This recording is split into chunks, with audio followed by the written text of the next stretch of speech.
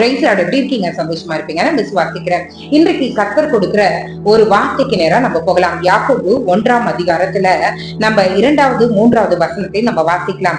ஏன் சகோதரரே, நீங்கள் பலவிதமான சோதனைகளில் அகப்படும் போது உங்கள் விசுவாசத்தின் பரீட்சையானது பொறுமையை உண்டாக்கும் என்று அறிந்து அதை மிகுந்த சந்தோஷமாக எண்ணுங்கள். பிரச்சனை வரும்போது, பாடுகள் வரும்போது ஒன்றே ஒன்று தெரிஞ்சுக்கோங்க, விசுவாசத்தின் பரீட்சை அது. நீங்க எப்படி விசுவாசிக்கிறீங்க? கர்த்தர் மேல எவ்வளவு விசுவாசமா இருக்கீங்க?